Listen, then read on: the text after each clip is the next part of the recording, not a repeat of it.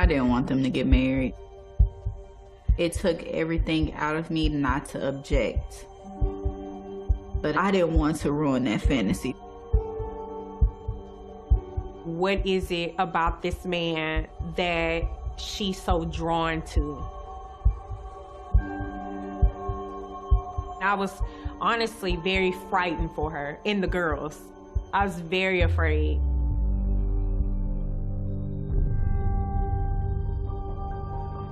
As long as he was gonna make everything right, then she was gonna stick beside him.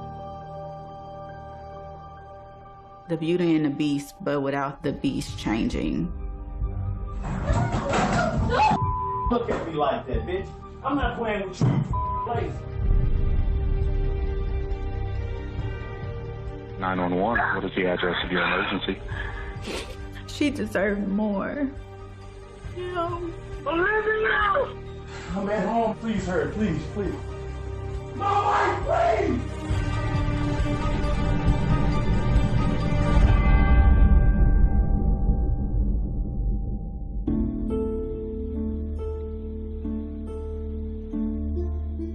We grew up in a household of five siblings, and Olivia being the oldest, me being the second oldest.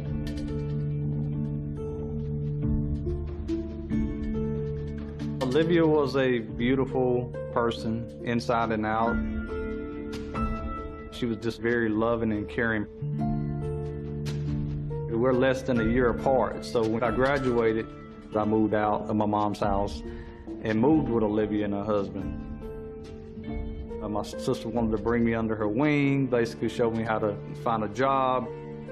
I would always call her Fabulous Olivia. So this is probably one of those moments. She got the shades on, the drink, got her nails done, and the swimsuit. So this was just Olivia being fabulous. I know she was my sister-in-law, but I always said she was my sister because we talked about everything. Olivia went into the tax business where she became very successful. She was just always into something that was business-oriented.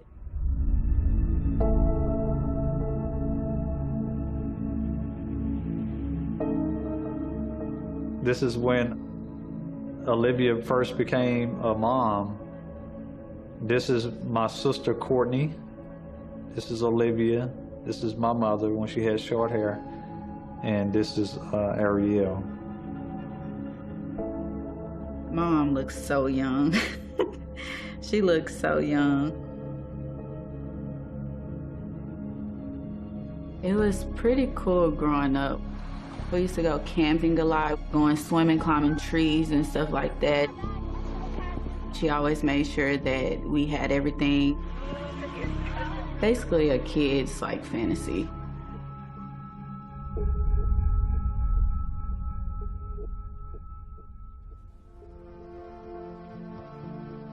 The divorce with her and Al was very upsetting to her, very disappointing.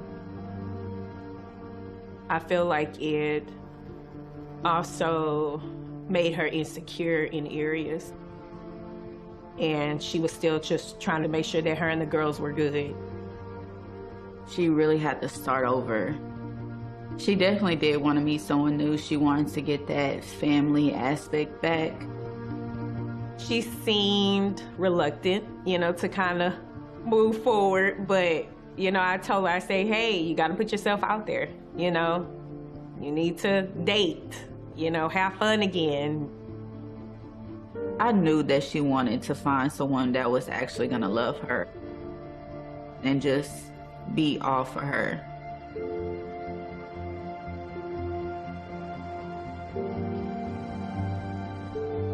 When I first heard the news that Olivia had met someone, I welcomed it because I want to see her happy. She always talked about how cute he was, and he has a good job. He worked for the state of Texas as a prison guard. You would think that as a prison guard, they would be some type of protector for their families, for sure.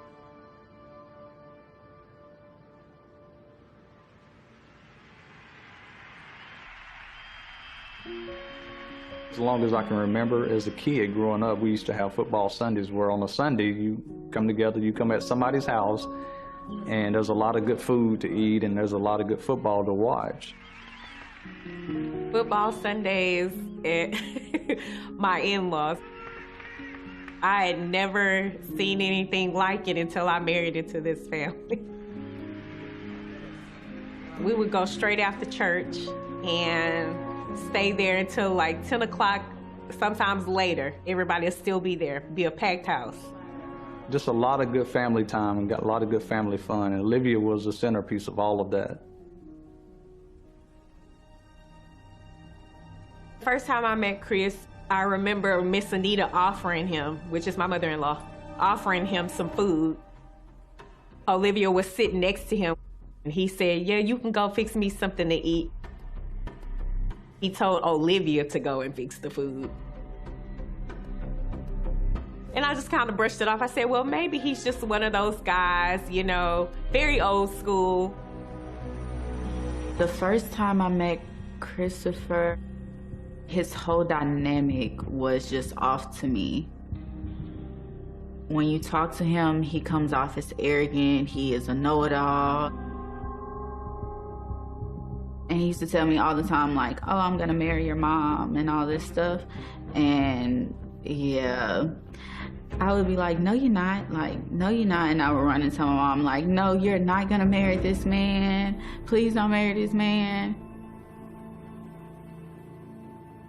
Early on in their relationship, Olivia and Christopher Jones had went out to a local restaurant in Beaumont, Texas one night. There was a young lady that Christopher Jones had been dating before. Got upset and started an altercation with Olivia. We just happened to be there, and I guess this was a first date for them.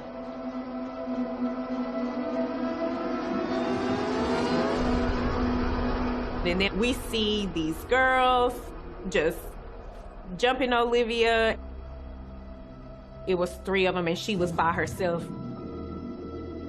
And one took off her shoe and was hitting Olivia in the head with it. You had one holding her and the other one was just kind of fighting. Chris, and this is something I'll never forget, is not doing anything. I remember him laughing with his 2 friends. At the time, the police was called, and of course, that's when Christopher Jones really tucks his tail and runs. And I just remember Olivia getting in her Suburban at the time, and she was blood and was red and was crying a whole lot. And I remember trying to tell her, Olivia, calm down. And she was like, no, I want to go home.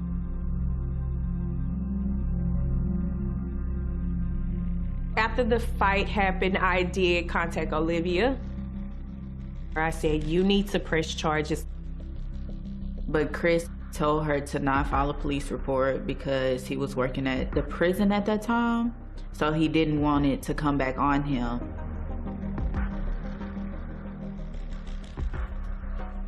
I never had a good feeling from Chris, never.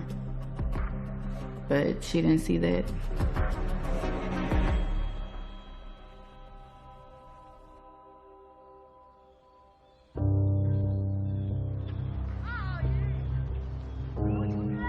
Myself, my wife, and my kids, and Olivia and her children were at a local park here in Beaumont, Texas. We had been at the park playing and catching up. Noticed that my sister's phone kept ringing, but she would never answer it. And it would ring back to back to back, basically, and she would never pick up the phone.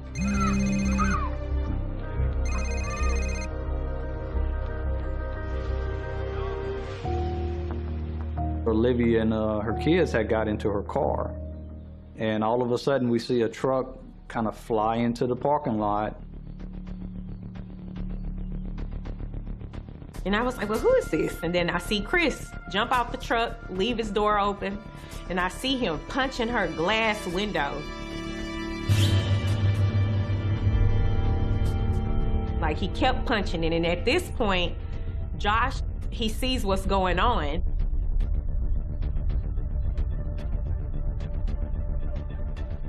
When I seen him banging on the window, I immediately started running up to the situation with my wife grabbing me, trying to hold me back. And I just remember pulling my husband's shirt because I'm like, we got the kids right here, and I'm telling the kids, y'all stay right there. And then at the same time, I'm on the phone with 911.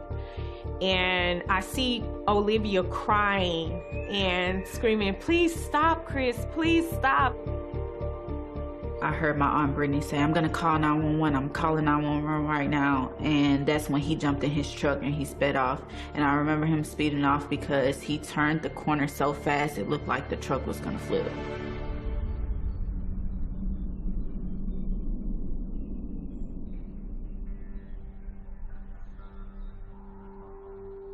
And at this point, my kids are hysterical. And I looked over and Yalia and Ariel weren't crying. When I noticed that, I instantly said, oh, they've seen this before. When I got up to the vehicle and Olivia was crying in the seat, and at that point, that's when Olivia shut down. And she didn't want to talk about it. After that altercation, it did change our relationship with Olivia. She stopped talking to us for about a year. Looking back at it, I should have pressed it more. He isolated her, made her feel like the only people that was there for her was his side of the family.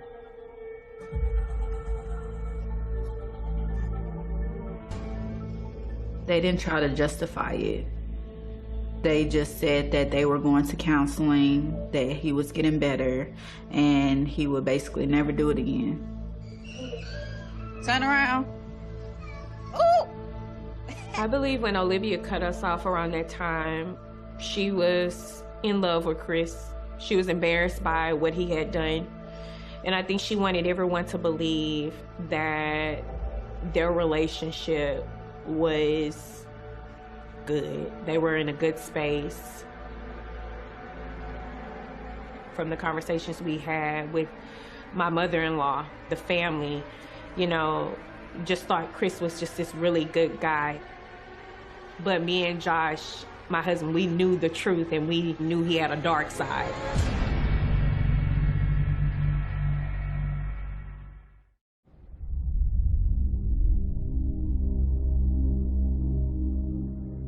Lily, I'm gonna love you. I'm gonna protect you with my life. But only one way I can do it. You gotta be my wife. Come on. Yes, sir. Yes, sir. All right, baby. Come on. Say yes.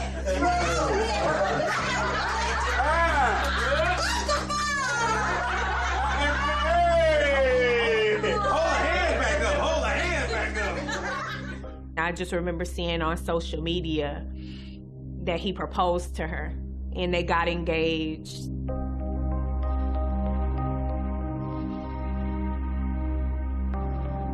When she told us, I didn't have no words.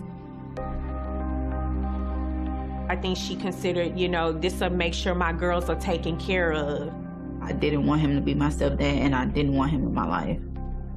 Olivia told me about Ariel having her reservations. And like I told her, you have to listen to your child. But she felt like it was because Ariel didn't want to see her move on with someone besides her dad. As long as he made it seem like he was changing, that he was gonna make everything right, then she was gonna stick beside him. The Beauty and the Beast, but without the beast changing.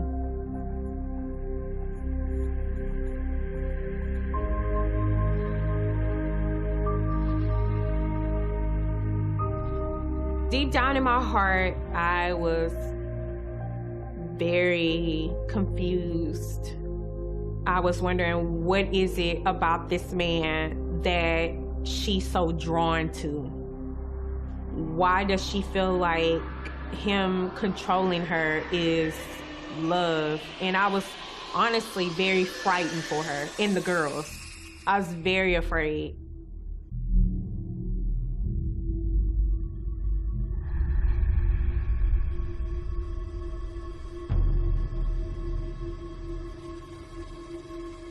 It was hell, basically. Chris definitely brought the prison to his house. He ran it like a prison. He oversaw it as a prison. So everything had to be done at a certain time, by a certain way.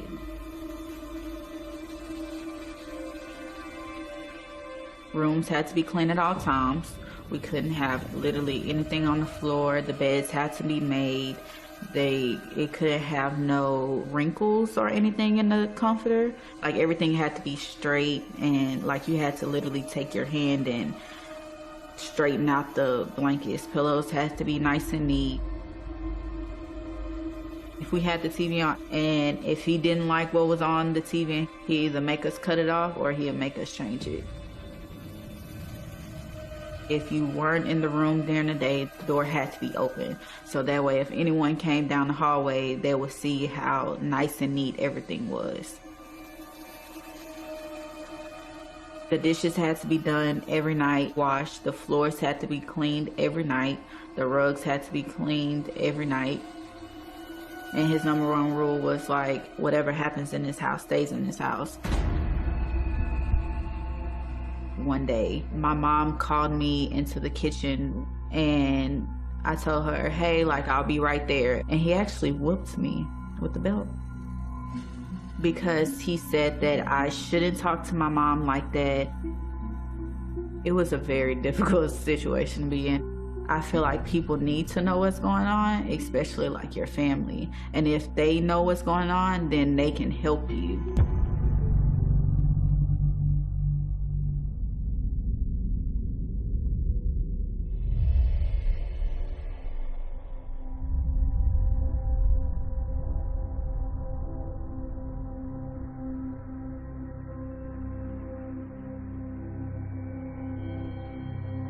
My mom and her mom talked every morning, and when she passed, it basically took away her other half.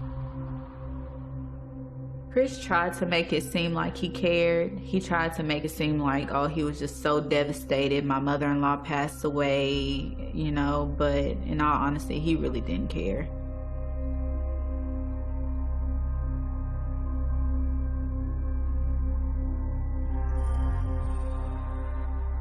In our culture, and someone passed away, of course, everyone navigated to that house.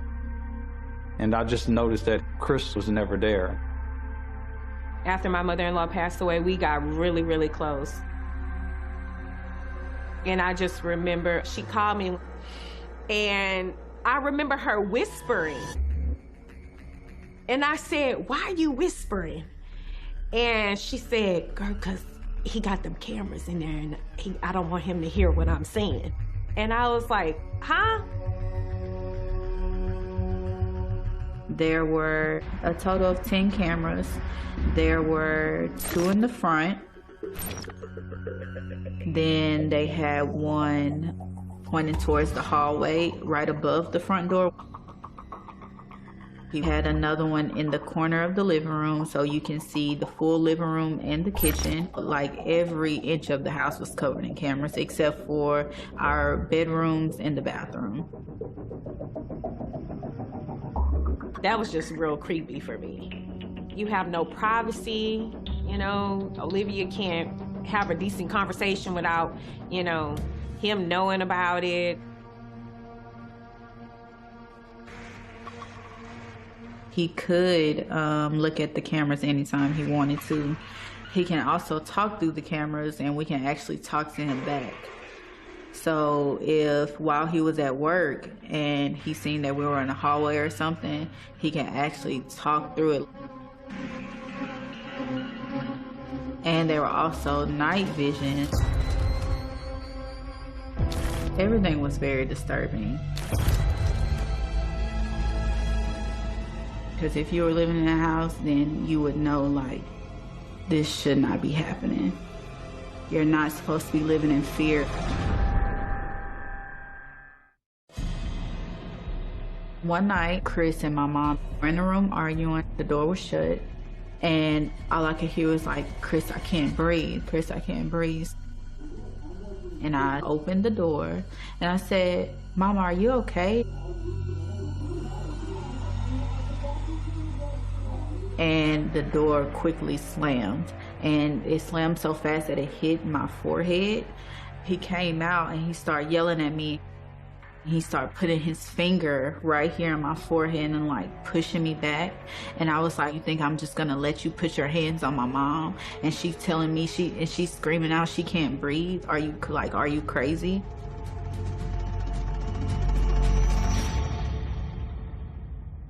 I said, "Mom, are you really gonna let him do this to you? Why are you doing this? Why are you allowing him to do this?"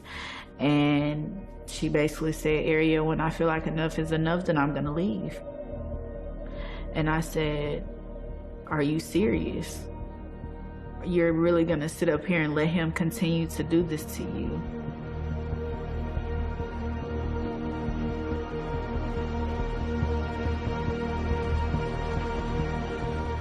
He knew it. He knew that she wouldn't leave him as long as he said the right words.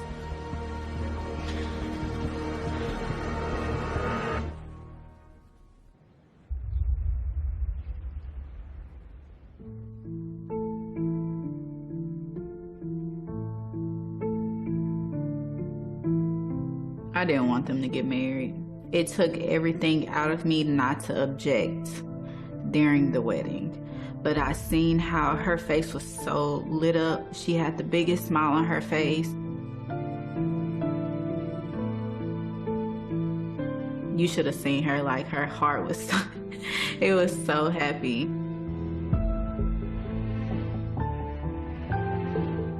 I didn't want to be the one to ruin that for her, because she had so many hopes, she had so many dreams to be a wife, to be a mother, to live in a stable household.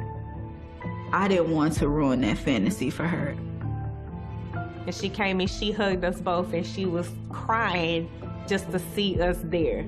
And she said, "I'm just so happy to see y'all here," because, you know, her sisters weren't there. It was sad that my siblings weren't there. It was strictly because Chris did not want them there, and they didn't feel welcome. Chris wasn't going to accept anything that wasn't his way. If it was either his way or the highway. And if he said he didn't want someone there, then that person was not going to be there. He would get into fights at work.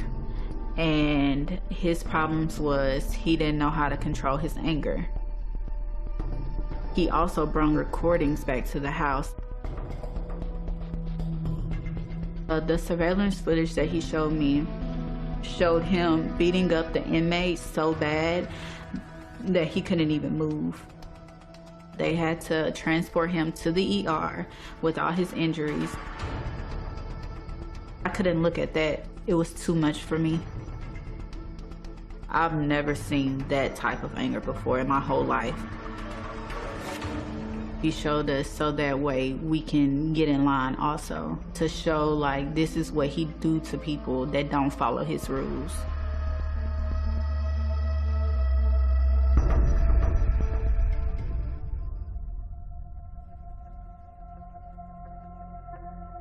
Chris was having troubles with his job. He was on suspension. Olivia at that point had built up a clientele base where she had tons of clients utilizing her tax business. Seeing our family kind of struggle, it created an ambition within her for her to go out and want better in life. She definitely made probably 2-3 times more than he did. Olivia and Chris, what they did was start another business, which was a food truck business. So Olivia took the money that she earned and invested it into the food truck to get it up and going and get it running. And that way Olivia can continue to do what she was doing. The idea, I would say, was his. But she was the one that was doing all the work. She was the one going to buy the food, prep the food, make sure the labels and stuff was correct. She made it seem like he did all the work.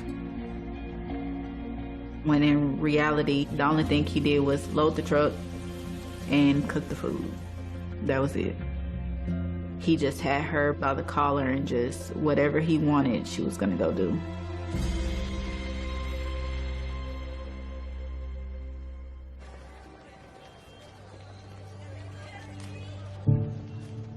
So graduating high school, I just knew that I was about to go to college. I was about to be free. And I just had a big sigh of relief of me finally getting away from the house. But it also scared me because I had to leave them behind. Not only my mom, but my sister. That wasn't how things were supposed to go. And yeah.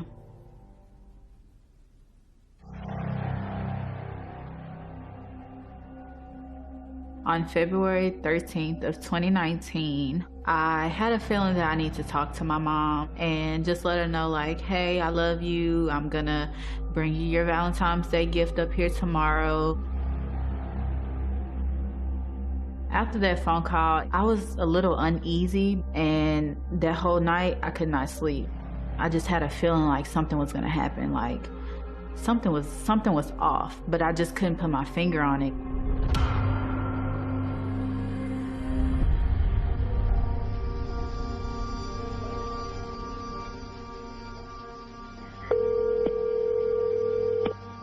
Beaumont 911, what is the address of your emergency? Olivia! I'm at home. My wife is shot at me. Please, hurry. Please, please. My wife, please!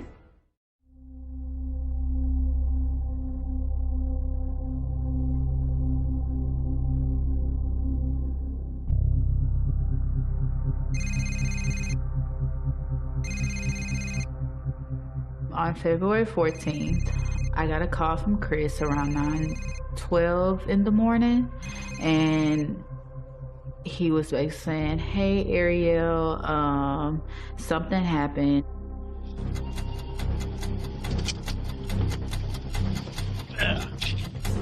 Come this way. Okay. Please, come this way. This way. Okay. Please. Olivia! Baby! Sir. Okay. Step back. Step back.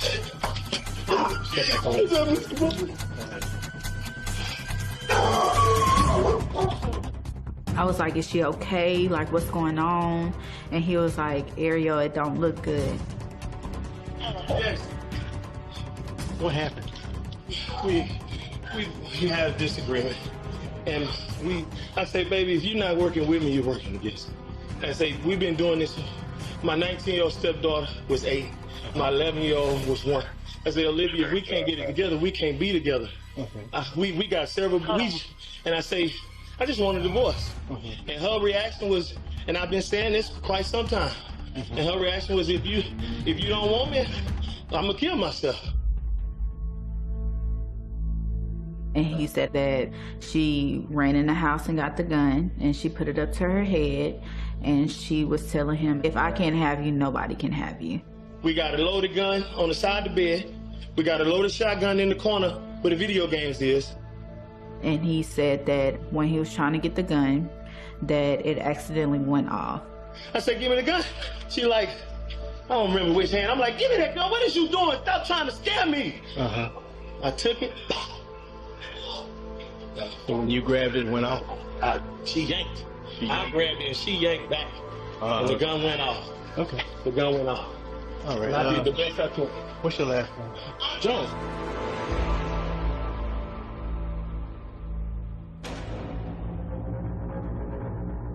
I got there in a matter of 15 minutes. I drove around the corner, all I seen was cops, and I seen the caution tape. The police officers, they stopped me, and I was just like, I just want to see her. I went to his mom and I asked her, like what's going on? Is she okay? Like, is she alive? And she had the same face Chris had, blank. And she said, Ariel, she's not alive. And I broke down.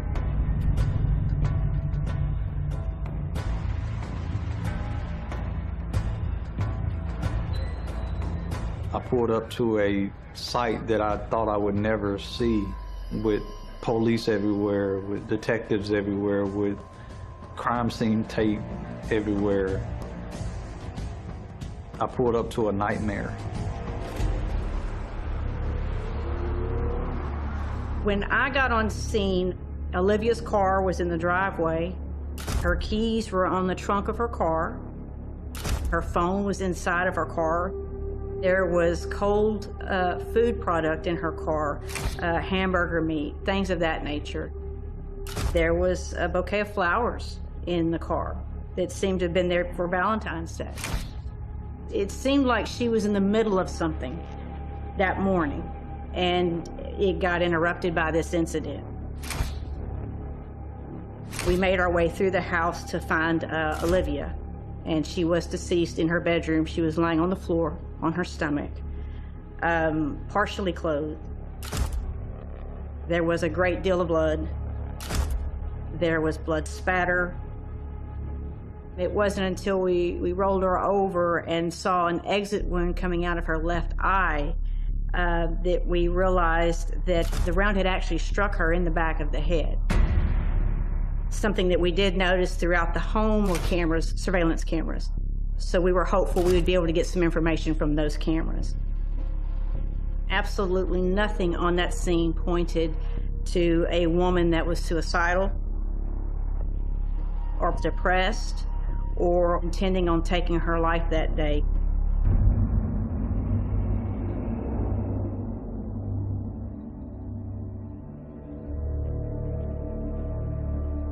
They're waiting for the lead detectives. They're going to be the ones that actually interview you, so.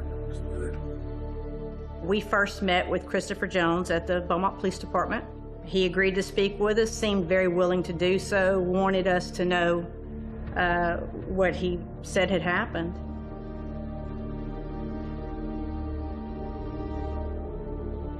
They were preparing the food truck. Sometime during that preparation, he grew upset because he felt that Olivia was not doing her share of the work, had failed him and was not keeping up where she should. There's no reason that certain things wouldn't get done. I am very particular. If you heard that, that's true. I am very particular. You strive for the best for people. I work really hard, and I don't make excuses for myself, and I don't accept excuses for anybody else. So because of these things, he decided he wanted to get a divorce. She stormed into the house, went straight to the bedroom, put a gun to her head. What did you say? Olivia, are you serious? Really? This is not going to solve anything. Okay. You know, this is not, you do not want to do that. Put that freaking gun down before you make a mistake and hurt yourself. She was crying. She was crying. Well, during this time, we happened to ask him about the surveillance cameras around his house. We asked if we could have permission to view those on his phone. He was very willing to allow us access to those cameras. Say you want to access just that camera. You touch that, and that's just that camera. Okay. You follow what I'm saying? So far, let's go back to devices. Yes, sir. And everything is labeled. Carport, backyard, front door, back door, laundry room, inside garage, living room, kitchen. But the videos weren't there. Why would there be no recordings on that? I don't know. It should be. But like I said, the internet, you can go through days and it pretty much does it. We shouldn't have bought that. Just keep, like, you can pick whatever day you want and it's never going to be consistent. That's why I say it was a waste of money. There was a change in Christopher's demeanor. He wouldn't look us in the eye. Well, I'm wanting desperately to find some video on here that corroborates what you're telling us, but almost all the videos start right after this event happened. His immediate reaction was that the system was faulty. He told me that he had been lazy in charging the cameras. I'm scared.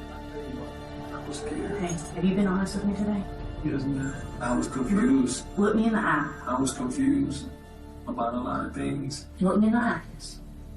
If you've been honest with me today, tell me how many videos you deleted. It was obvious that he was being very deceptive.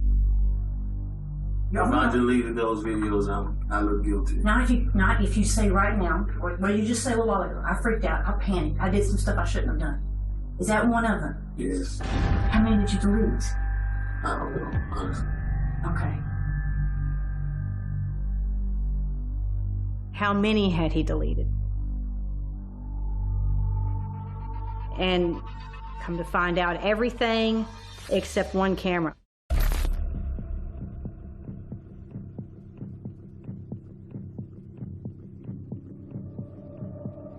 The only video that we saw around the time of the incident was the one showing that Olivia didn't go storming through the house. She didn't go to the bedroom, none of those things. She was actually in the kitchen, washing up, cleaning up from preparing food. Christopher was in the kitchen as well. He's the one that walked toward the bedroom first. He stopped in the hallway when Olivia walked around to go toward the bedroom.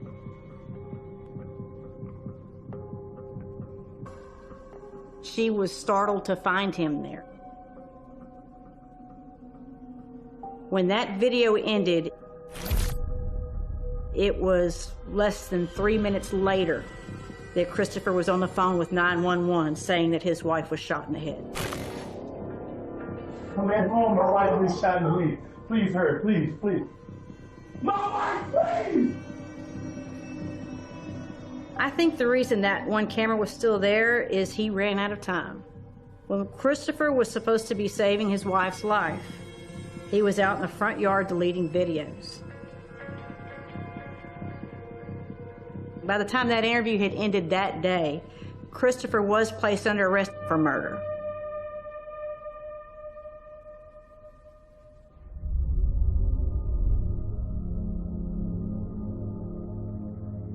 And there were several videos shown during that trial that showed him being an absolute monster to my sister. It was like a nightmare living that trial.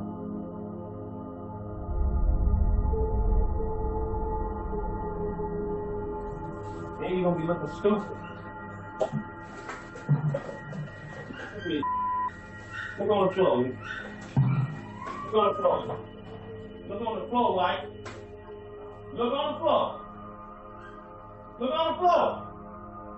Look on the floor. Look on the that is why is that like that? You're not paying attention. Look at Liz. You wasn't worried about the son of a bitch a minute ago. That's your mother. No. Look at me like that, bitch. I'm not playing with you, lazy. You want to do some shit now that I'm give it here. You got all the goddamn answers. You don't do a goddamn thing around this right. This young ass bitch. That clean this, that's clean. I didn't want to, they fell on the floor, so I didn't want to reuse them. You look at this. You don't pay attention to what the you doing. You all over the place, Olivia. You ain't got the chance to claim no home. Food on the wall. Who you bringing now? Me. Harry don't live here. It's you. It always been you. Once I seen the video footage, I was just filled with sadness, so much sadness. I felt guilt as to why didn't I see that? Why didn't I know that she was dealing with it was just this bad? You know, why didn't I say something when I could have? Typically, the victim will make excuses for the violent person. The victim will think that they can fix the violent person. And either way, they think that they're in love with the violent person. Once violence begins, it doesn't just stop. Act like you ain't got no patience. You want to have a kid? I'll about my kid. And I'm going to get emotional. It breaks your heart that she went through what she went through. It hurts to know that she, for whatever reason, could not remove herself from that relationship. And but for that, she would still be here today.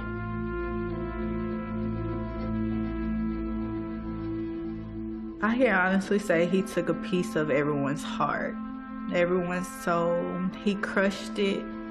Every day I put on this ribbon, this purple ribbon, I put that ribbon on every day in remembrance of her. And it signifies domestic violence. So I wear it every single day. I love her and I miss her dearly. It's a nightmare. Think about her all the time.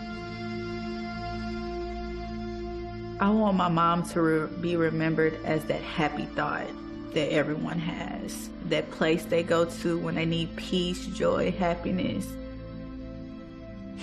She deserved more. You know? Like a smile that you see on everyone's face. Like that's her. That food that you love, that's her. The one that makes your soul smile. That's how I want her to be remembered.